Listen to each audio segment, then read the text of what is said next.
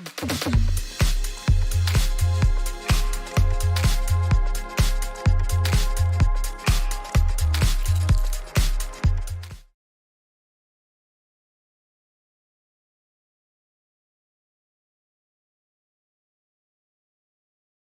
to Where There's a Wills, There's a Play. My name's Ian, and I'm here today with my BGA month in review for the month of March 2025. Yeah, it's my first one in a couple months because I'll be honest, in March, the beginning of March was pretty busy, and with the end of third quarter, and I totally spaced this out. So yeah, totally forgot to do my month in review. So we usually do the month in review for tabletop games the first Monday of every month, and I do this the second Monday. Um, this is a little bit later. Things got pushed back a little bit, I guess. I'm not sure what happened, but yeah, it's been a busy couple of been a busy time here, and so yeah. So here is my Board Game Arena month in review for March. So yeah, it's getting pretty late into April. Um, I guess last Monday I must have just kind of spaced it out or something. Wasn't not sure why I didn't do it last week. I should have done it last week. Last week was the second Monday of the month. But anyway, we did our I think we did our month in review last week. I'm trying to figure out why we ended up with stuff so late. But anyway, I had 24 plays of 14 different games in the month of March, which I think a little bit lighter than the first 2 months of the year. So let's get to Board Game Arena here and take a look at what I played and how many times I played it. There we go. All right, so I will say I played 14 total games, and one of them I'm not going to really talk about. I did play Daybreak. I was invited into a game um, after showing some interest in wanting to play it. We could never really line up a time to get a teach done, and it was really busy, and I didn't really know what I was doing, so I'm not going to talk about that one at all. But we will get into first one, and I played this one at the end of the month, and this is Hive. And let's see if we can find a game. Um, okay, 0%, 0%.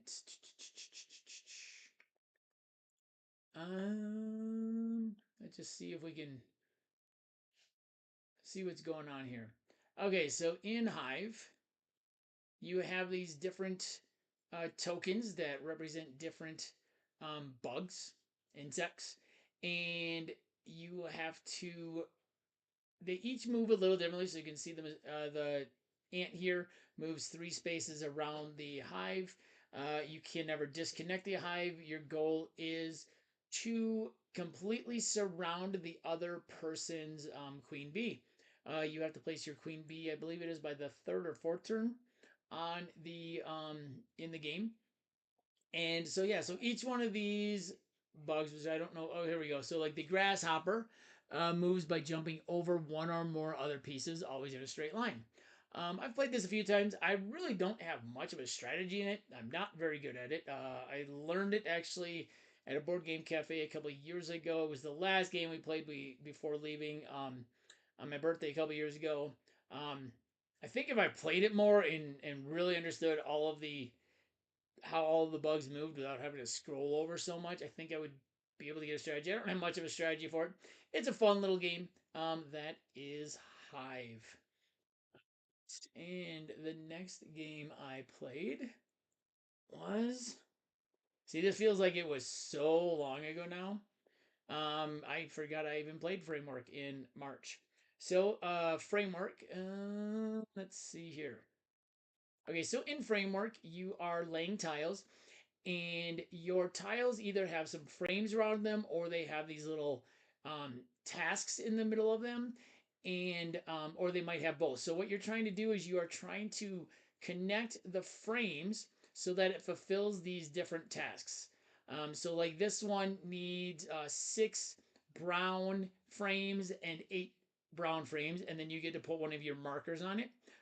This one needs 3 green frames, and so you're trying to connect these so that you can get all of these. So this person has all these brown frames. This person has some silver frames here. This one needed 4 brown or red frames to mark this. So you'll see they had 1, 2, 3, 4. This is double frame. So they got to put a marker on there. And then this one needed 3 brown frames. So they were able to mark that one as well. They are working really well here. They got a bunch of silver here. I'm betting they're going to probably try and put a silver frame up here. They've got a silver here, so I'm gonna bet they're gonna try and get some silver frames here. They got gold here, so they're probably gonna try and get some gold. So yeah, so you're trying to uh, connect the frames back to the tasks, and then you get to put one of your markers. You can see they have 22 markers, and this person, and the red person, still has 20 left. So that is framework. That's a fun one. Really enjoy playing that one. Probably need to play it more so I get a better strategy. And then completely forgot I had played this one last month.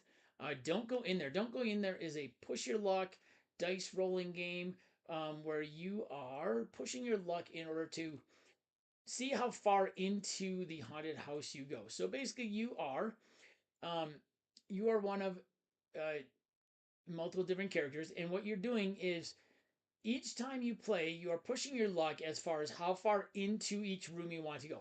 The further in, the better choice of these cursed cards you get.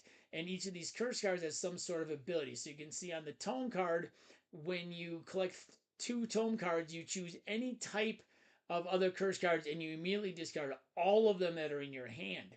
So if this person could get 2 tome cards, they could discard all of a certain type in their hand. So you got kind of a double push your luck because what happens is when the third person goes into a room, the dice get rolled, and the number of scares basically on the dice, or the number of dice here is how many dice get rolled. So you see when this one gets triggered, 5 dice are rolled. It looks like this one was just triggered, so 5 dice were rolled. Um, and then starting, oh wait, no, there's only 2 people in here. So when this one gets rolled, 5 dice will be rolled, and you can see this last roll, there was 1 scare that came up. So everybody will get those scares, but the further out you are, the less scares you will get. If you go all the way in, you will get all of the scares that show up. And then the further out, so this flashlight means it kind of protects you from 1 scare. So if you're here and there's only 1 scare here, then you won't get the scares. You are trying to collect sets of cards in this, so it's a double push your luck. The push your luck, first push your luck is how far in you're going to go, because whoever has the most scares at the end is the only one who gets uh, curses off of those, and you don't want those. And so the further in you go, the more chance you have of getting those scares, but the better choice of cards you have. So it is a double push your luck, because these push your luck, second push your luck aspect is on the cards itself and your set collection and how much you are set collecting and what cards you are set collecting. Because if you're trying to go for a set of something and you don't get it, you end up with all of these scares or curses. So like this card is worth what 3 curses, and so if you have 9 or fewer ghosts, you can dispel all but 1 cat card. But if you don't, you're going to keep those curses, and you don't want curses. So that is Don't Go In There. Moving on, I actually have a ticket or a board game arena live play night tonight, a little bit later, which I'm hoping to make. Okay, let's see here if we can find one. I played Ticket to Ride Switzerland map, which I'm really enjoying. It's USA, USA. Let's see if I can find a Switzerland one. Switzerland. All right, so here we go. So in Switzerland, you are playing in Switzerland, but you also have the surrounding countries, and you have these routes. And so the basic gameplay is exactly the same. The differences are you can grab 2 wilds from here, because the wilds can only be used to claim tunnels. The tunnels, if you've not seen tunnels before, so this the double white tunnel here in the middle, um, what happened is when you claim that, you have to draw three cards off of the top of the pile. And when you do that, you every white or wild, if you played this with whites, you have to add another card. So this could be a 2 card route, or this could be a 5 card route if you get very unlucky and get a bunch of the same color or wilds. Um, like I said, you can get wilds. You can get as many wilds as you want because the wilds can only be used in the tunnels. The unique thing about this one, as far as the routes go, is you not only have city to city routes, but you have country to city routes. So you'll have a city and you might be able to go to multiple countries. And depending on which country you go to, it might be worth 5 points if you go from Zurich to Deutschland, but if you go down to Italy, it might be worth 9 points. And if you go to France, it might be worth 11 points. And whichever one you connect as the highest point value is the one you get. Um, and then uh, and then you can also go from country to country. So you might have one that says go from Italia to Österreich or Deutschland or France. And you will have to make it to one of those 3 countries, and you get points based on which one you make it to. You only score each card once. So I really like this map. It just adds a little bit extra, um, and it gets pretty tight pretty quick. So that is Ticket to Ride Switzerland. The next game I played, I think I know I just got done with a very long game of this, but I believe the one I played in March was actually a live and it plays much quicker. And this is Sea Salt and Paper. This is a push your luck game as well, where you are. Oh, this is a. Oh no, okay. So what happens is on your turn, you either draw 2 cards and pick one, or you take the top card off of a pile. You're trying to collect different sets. If you collect 2 boats, you get to take another turn. If you collect a swimmer and a shark, you get to steal a card from the other player. We can't see what cards they have in their hand, but we can see what they've played already. If you collect 2 crabs, you get to take the top card off of one of the piles. 2 fish allows you to take the top card off of the deck. Um, and then what you're trying to do is you're trying to get scores. So when you get at least 7 points, you are going to um, and you feel like you have more than everybody else, you can do one of 2 things. If you think you have more than everybody else, then you are going to be able to say stop.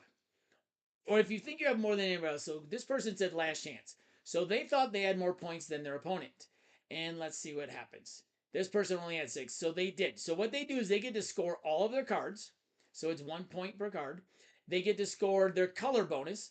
So the color bonus is whatever the color you have the most of, uh, you score that. So you can see here are some of the different card details. So there's basic cards, and then you have these cards on here which are multipliers. So the mermaid scores 1 point for every one of the color you have the most of. Then collector cards. So the shell is a progressive. So if you have 0, 2, 4, 6, no, sorry, if you have 1, 2, 3, 4, 5, 6 shells, you get 0, 2, 4, 6, 8, 10 points. And they have those for the octopuses, the penguins, and the sailors. Then there's multipliers. So the lighthouse multiplies every boat, you get an extra point. And the school of fish, you get an extra point for every fish card. Penguins, sailors, or the captain for every sailor. The cast of crabs. And then you have special cards, which I don't think I've played with. The starfish and the seahorse. So I've not played with those ones before. I do own this game, but I've not played with those. I wonder if that's part of the expansion. So basically, what you're trying to do is a race to 40 points. Um, and each round, if you think you have the most points, you will say last chance. And if you do, you score your cards and your color bonus, and your opponents only score their color bonus. If you do not have the most points, your opponents score everything, and you only get your color bonus. But if you don't want to take that risk, that push your luck part, you can just say stop, and everybody scores everything. So that is Sea Salt and Paper. Hey, Michael. Yeah, I really like Sea Salt Paper and Paper.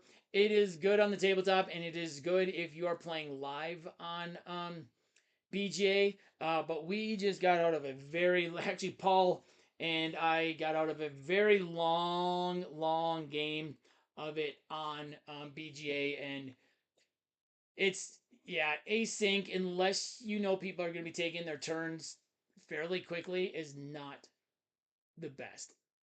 So the next game is Space Base. This is quickly moving up one of my favorite games to play on Board Game Arena. Um, let's get into a game here. I've played this quite a bit this year since learning it. And so in Space Base, you are rolling dice and you are scoring. So if we go down here, you can see this person has all these cards. And what you do is when you roll the dice, you are going to score or activate these cards that are straight up like this. When your opponents roll the dice, you get to um, activate these dice. So this person is going all in on three. They're really hoping they're able to um, they're really hoping that their opponents score a lot of threes because they're going to get a lot of coins. And then what you do is these flip over from the cards that are down on the bottom. So if he gets another three, this will flip over. And now when the three is then rolled here, they'll get 2 points from their opponents. So what you do is on your turn, you roll a dice, you activate cards, and then you have a choice of buying. So when you buy, you're going to buy cards from one of these two rows, and you're going to put them into your tableau here of cards to help you score. Now, if you get these little planet things, those are income. When you buy, all of your money goes away. But if you have income, you don't start at zero. You start at three, which is good because then you start at a higher point. The first person to 40 points, I think, wins. It is a slow burn in this game. So this game as a slow start, but then once it gets going, it can really ramp up quick. These cards that have yellow, these are one-time purchases. They can't be moved, and it's just that many points, and then nothing else happens though. So if you buy this 5 card, you get 7 points immediately, but if you roll a 5, nothing will happen. You don't get points anymore. This will allow you to use the card to the side or to the next card. These ones allow you to store dice and do some other dice things on them. I really like this game. This is quick. Like I said, this is quickly moving up. I usually have a game of this going every so often. I've played this quite a bit this year, and that is Space Base. So those are all the games that I played one time.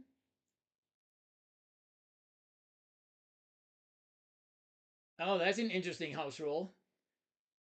I think that's part of the strategy, though, is hoarding the coins so you can buy the point cards outright. All right, moving on to the games I played 2 times. The first one is Castle Combo. So Castle Combo is a is a game where you are making a 3x3 grid and just trying to score. So each one of the cards has some scoring criteria.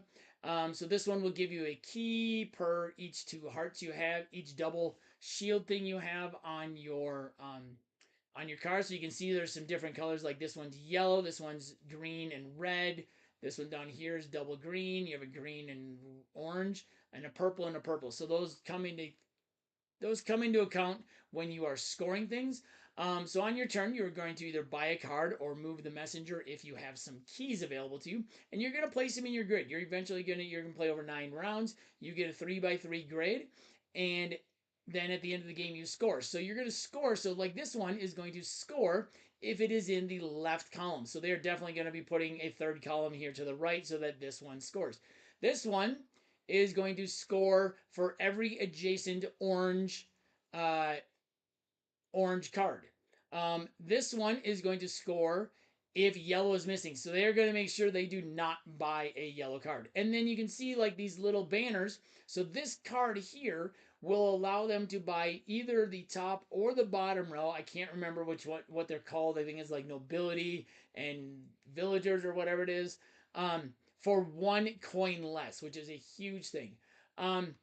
So yeah, so basically you are filling in your grid and you're trying to score the most points. Some of them give you immediate benefits, or some of them give you some ongoing benefits. Like this card here gives you 1 point for every green you have, plus it gives you a key for every red you have, or every red one of your neighbors has. The keys are what allows you to move between the two rows to do different things. So if you don't have any keys, you're stuck buying from one row. Or you can take a flipped card action and then you get some coins for that. It's a really fun, really quick game. Pretty chill game. Play this async and I'm completely fine with it. It allows you to think a little bit in between your turns. That is Castle Combo. The next game I played twice is Harmonies. Harmonies is a spatial puzzle where you are also building three-dimensionally. Let's go in here. Actually, do I have a game of this going right now? I could actually pop into my game. But okay, so basically what you're trying to do is you're trying to make these different configurations on your board so that you can clear off the little cubes. So you see this person needs to have two um, mountains, two single high mountains next to a single water. And what that allows them to do is allows them to put a token down. Not sure why they haven't put tokens on these two.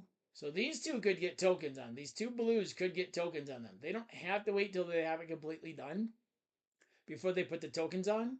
Um, and they don't have another card that's. Oh, I. Hmm. So these two cards are going to double up on each other. They are going to. They really need. They really should be putting the tokens on these blues because this card they can't you do anything with until they put more on here. A second high mountain on here, but they need these to be single high to score this one. So I'm surprised they have not put tokens on these already and just are waiting till they get a fourth gray here mountain.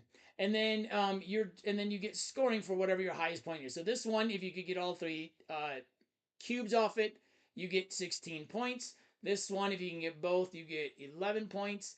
This one here, they're building up over here in the on the side, and then you get points. So you get points for all these. So then you want to try and get cards that do kind of overlap with each other because then you can really work those. Okay, so now this person is going to hopefully put. I thought they were going to put that there and put all their cubes here so they could start. So they could start working. There we go. So they're going to put all three cubes. This card's going to clear. Now they have um now they can start working this. So now they can start putting more mountains here and more mountains here. Then at the end of the game, you score based on your you have different scoring. So the mountains score based on how tall they are, but only if they're next to other mountains. The rivers score for the longest single for the longest track you have. So if they keep going here with water, they could have a long water. Um, the the buildings, which are the red ones, can be stacked on top of other buildings. They can be stacked on mountains. They can be stacked on trees. They score for having three different things around them. The trees stack for their height. So if it's a single high tree, it scores a certain number of points. If you have one brown trunk under it, it can it scores more points. And if it has two brown trunks under it, it scores even more points.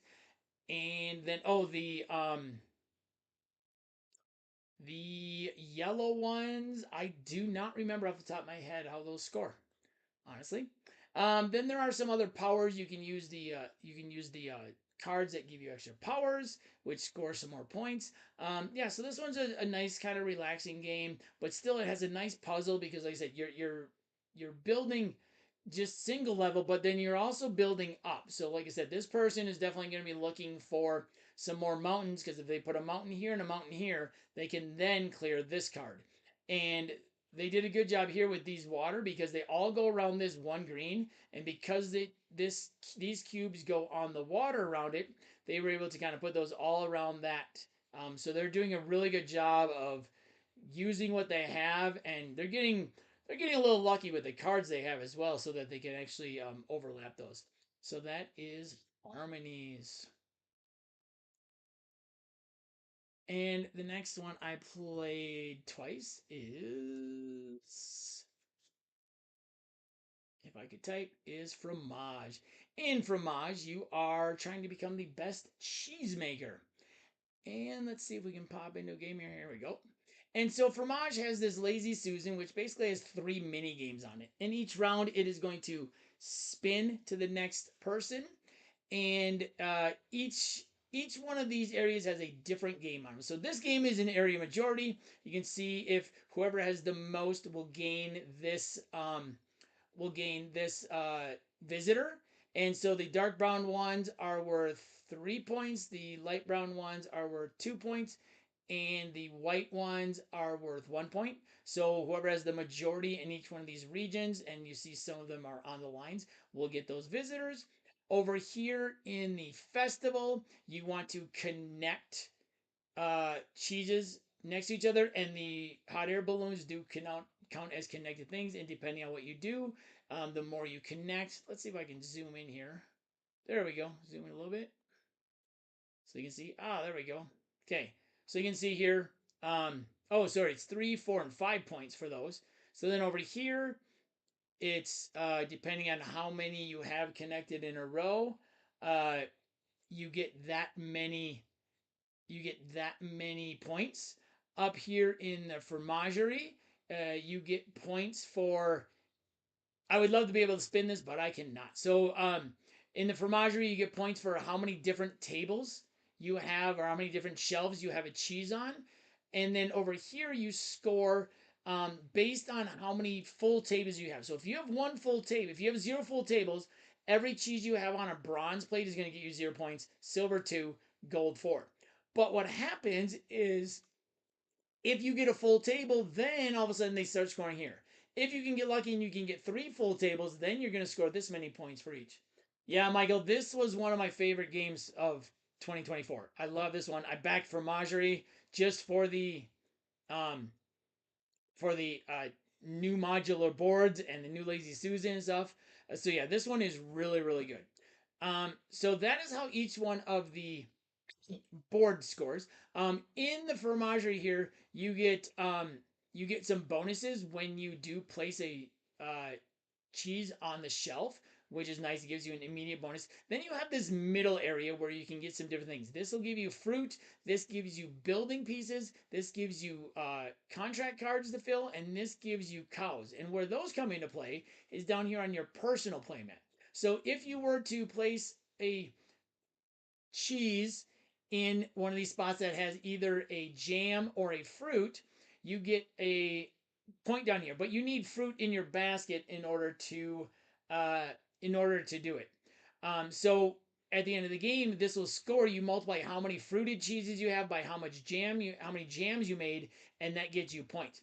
The cows allow you to get some extra um, in your milking parlor, get some extra cheese. So if you have 3 cows, you could get an extra bronze soft cheese. So the white ones are soft cheeses, the yellow ones are hard cheeses, and then you have blue cheese. So you have 3 different cheeses that you're trying to place as well. You have 3 different characters. So what you do is on your turn, you're going to play one of your characters. And then depending on which direction it's facing, is how long it takes you for you to get that worker back. So I love this mechanism of this whole like, okay, which where do I want to place my worker, knowing that it is going to take me a while. So like this red one is not going to come back to this red player for 3 turns because this Lazy Susan three rotates 1/4 turn every round. So you only get your worker back when it is facing you. So this is going to rotate one next turn. This is going to rotate this way clockwise. This worker right here, this blue or this soft cheese is going to be facing the red player, which means they're going to get that worker back. So it is this really interesting dynamic of what do I need to do?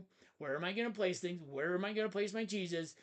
How quickly do I need a worker back so I can do as many different things as possible. So you can always place here and here, or you can place one or the other. It doesn't matter. And then the buildings allow you to do some different things. So like this building, if they get this building built with one building, they would get a they could place a worker here and gain a structure every time. They've already built this one. So what this one does is this one, after unlocking a structure's ability, including this one, they get an order card. So they got an order card when they did this. So if they unlock these, they will get order cards for each of those ones. That's a lot of structures for just 3 order cards. Personally, I think this one would have went where I went first, but this one does overlap with these. It kind of cascades them those, so I can see why they did that. I really like Fromage. It is a lot of fun to play. I don't mind playing it async. I know some people think or like it better um, in real time. I just really like playing it. I think it's a really fun puzzle. That is Fromage. Moving on to the next game I played twice in March, and I think I've played it even since March, but I don't know off the top of my head, is Stone Spine Architects. This game kind of came out of nowhere for me last year. I did back this on Kickstarter because Thunderworks is one of my favorite companies. I've been kind of working through a bunch of Thunderworks games here at the beginning of the year on my solo Sundays. In Stone Spine Architects, you are building a dungeon. And your ultimate goal is to try and connect as many different um, rooms in your dungeon back to both the start and the finish. As you're doing this, it is a drafting game. It is a closed drafting game. So you are going to have cards in your hand and you're going to draft one of them into your dungeon. You also have this blueprint which tells you specific things you need to have in your dungeon to score points. So like this person needed a rock or a what is it called? I can't think what it's called. A not a stone. So there's the brown ones and there's the gray one. They basically needed a gray room, and here they need a trap. They have a trap here. They did not get this one, so you can see a check mark here. They did get a blob, a purple blob down here, or a slime. Sorry, the purple ones are slimes, and the green ones are oozes, so they are going to score that as well. They do have a good path. This is connecting to most of the room. They're going to probably hope and get this secret passage so they can connect at least one more of these things in there. Because you do get points based on how much of this is connected at the end. So each round you are going to draft a card, pass them. You're going to keep drafting cards until you have 4 in a row. Then you are going to spend money. So the bottom of the cards all have money. Whoever has the most money gets to go first, and they can spend it on the market to get things into their tableau, basically into their dungeon. When you want to pass, you get to pass, and you get first choice of whatever one of these challenges are, which are asymmetric scoring for you. At the end of the game, whoever has priority gets the most points, and then there's scoring for this. This is everybody scores this. Well, the top 3 people score this based on who has the most, second most, third most. And then you have, like I said, you have some scoring here based on how many of these things you fulfilled, and then you get 1 point for every room that is connected to the entrance, and 1 point for every room that's connected to the exit. I really like this game. I think this game is just a blast to play. I do play it on the tabletop solo as well. But I've been playing this a lot this year. When as soon as it like came onto BGA, came onto BGA pretty quickly. I was really surprised. But that is Stone Spine Architects. All right, moving on to the 3 games that I played 3 times, and I completely forgot that I played because I haven't played Sky Team much lately. January and February, I was playing Sky Team all the time with a couple people. I had like 3 games going at a time. But in Sky Team, you and a partner are playing as a pilot and co-pilot, trying to safely land a plane. One of you is the pilot, one of you is the co-pilot. You each roll your dice. You do not know what the other person has. You have to do a lot of different things here. The pilot needs to work on the wheels, and they can do this in any order. The co-pilot has to work on the flaps. They have to do them in order. You also have to place dice here and here to clear out planes that are upcoming. You have to keep yourself level at times, and you have to watch your speed. Now, every time the pilot places the dice here, the low end of the speed goes up. Every time the co-pilot places a dice over here, the high end of the speed goes up. If your total speed is below the blue, you don't move. If it's between the blue and the orange, you move 1 space. If it's above the orange, you move 2 spaces. The pilot also has to worry about brakes at the end of on the very last round. Your total speed has to be lower than the highest brake value. So what you're doing is you are placing dice back and forth, and there's a lot of different scenarios. So you can see here this space coming up. They are tilted on purpose because they need to be in this green range. The next one, they need to be in the green or black range. So they are tilted on purpose here because they need that in order to get through like this space up here. And they're probably going to try and keep it for there before they worry about leveling themselves back out. You cannot communicate during the round, but you can set up a lot of plans ahead of time. If you can't place your dice or you need to get some stuff to help you, you can put dice down here to get up to 3 coffees at a time. And so every time you put a dice down here, you can put a coffee. You see this is blue and orange, so anybody can place it down there. And those allow you to increase or decrease the dice value by 1. Um, so yeah, so you are trying to make sure that you get to this spot and in the at the airport. So this is your altitude. Every round your altitude goes down. So they are going to have to, they are doing really well next round. Hopefully they move. I don't think they're probably going to, but we'll see. If they move next round, then they will be able to just go 1 for 1. Sometimes you want to move twice. Sometimes this is shorter than this and you don't want to move at all. So you have to really kind of plan that out with your partner. It is a really fun one. I've played through all of the basic scenarios from the base game. Um, Struggled quite a bit with the yellow ones, but maybe we'll get back into those here after a while. But like I said, the beginning of the year, I was playing this a lot. Beginning of March, I must have just kind of been finishing up a few games. That is Sky Team. The next one that I played is one that I actually learned on the tabletop for my board game club, and then on one of my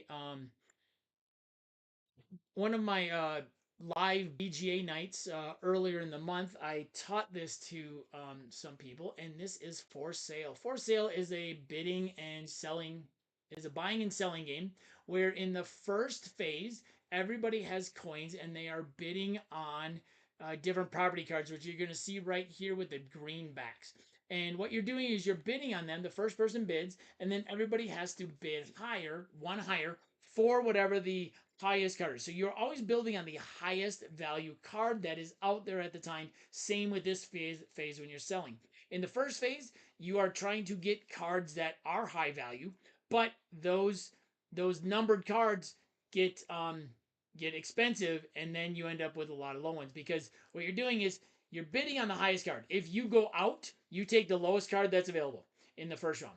In the second round, what they're doing now is they're bidding on the value. So now they're selling their property. So the first round you're buying your property, second round you're selling the property. So this is simultaneous. So they are bidding blind. They're blind bidding their property cards. So they're looking at what value property cards are. So the values here, or the property cards go from 1 to 30, and the values here go from 0 to 15,000, but there's no 1,000s and there's 2 of everything else. Whoever bids the highest number will get the highest value here. So you can see there's a 14,000 and 10,000. So you might see some big ones here, but then you have a 7,000 and 3,000. So you might bid high and then, oh, right here, this person had 26 or something, and they only ended up with the 10,000 or the 7,000. So that one, they bid a pretty high one and they got a fairly low value. At the end of the game, you just count up how much money you have, and whoever has the most wins. And the final game, that was a little harder to show if you can't get both things, that I played 3 times, is Guild of Merchant Explorers. This is one that I do have in my collection, and I played it a few times, didn't get it back out, started playing it here. I really enjoyed this one. Oops, that's not what I want to do. And in Guild of Merchants Explorers, this has been described as a flip and right without the right. And that is completely true. This is basically a flip and right, but you are placing cubes. So you have these different exploration cards that will come up, and they will tell you how you can place your cubes to get to different places. And then every round, every era, you will get an era card, and you get to choose from one of 2, and this gives you some extra little bonus stuff. You're working towards these bonuses up here. So what you do is when these come up, you're going to place cubes that are connected to other cubes in these locations. So like here, they probably put these 3 water when this came up. Okay, you always start at your capital. So they actually went this way, and then they worked their way around. They probably, this, I'm going to bet that this came up next or this came up next, and that's really where they could go. Um, and you are trying to get, when you fill in a full color of one, or when you fill up in all the spaces of a land type. So the desert or the grasslands or the mountains. Then you get to place a little town thing here, little village or whatever they're called. And depending on what area you do that in, you get points. Then you also, um, if you get down to this tower, you can get points depending on what era it is. Now, the interesting thing with this one is at the end of each round, all of your cubes come off. But if you've placed any cities, those stay on and you can now start from there. So if this person were to have a city over here, they could actually start from over here instead of way back here on the next round. So you do want to get, even though cities or these little villages are low value early on, you do want to try and get some out there so you don't have to start at your capital every single time. Because if you have to do that, you're never going to get anywhere. Um, and then you score based on your coins you have during the game and your total value here. Let's see how this other person's first round is. See, so they got a little city here because they were able to get all of these greens. So they got to put this in there. So next round, they will be able to start building from here. So they'll be able to start building here every single round because this will stay on there every time. So you get points based on the coins you earned during the game, based on this. And then when you find these little shipwrecks, you will get some bonuses. I don't see any. You'll get some little cards, and they may allow you to place another cube. They may allow you to. You may be doing some set collection. They may just give you some points at the end of the game. So they may give you points for each um, little village on a certain land type. So whoever has the most points at the end of the game wins. I've never played this map. This map looks really interesting to me. Um, so it has some different rules. You can't explore volcanoes. Some mountain regions have no blank spaces and therefore cannot have villages. Ruin spaces are lettered for completing certain goals. Also, certain goals have letters on them. This one looks really interesting. So these, oh, I see, the volcanoes you can't explore. That's what this is saying down here. Which means in order to get over here, you need to work your way all the way around. That is really interesting. I've not played that map yet. I may have to try that one. That looks really interesting. I may actually start up a solo game of that just to try that map right now while we are alive so I don't forget. I am going to go in here. Oh, let me go back out because that's going to take me into their game. Okay. Let me go back out because I am very intrigued by that map.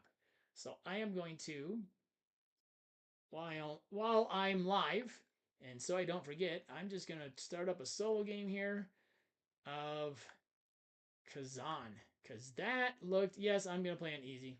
Hidden scoring doesn't matter. So I'm going to start that up because that looks really interesting to me. And I will take a turn on that here. Here, let me show you let me just take a couple turns here while I'm live. Since this is the last game I'm going to talk about. So let's just take a couple turns. So you see the first card that came up with these two greens. Here's my starting point. The only place I can go is here. If I go onto a coin spot, I'm going to be able to get that coin. Um, but I think I want to give myself the most options. Oh, the other thing I forgot to say is if you connect these spaces that have the numbers in them, what happens is you multiply. You get to place a little token down in there, and then you multiply that. So if I were to connect this one and this one, I would get 6 points. So we're gonna start. Let's see. I'm gonna start here and here because I get to go on two of those, and then end my exploration, and I get a coin, so it gives me some easy points.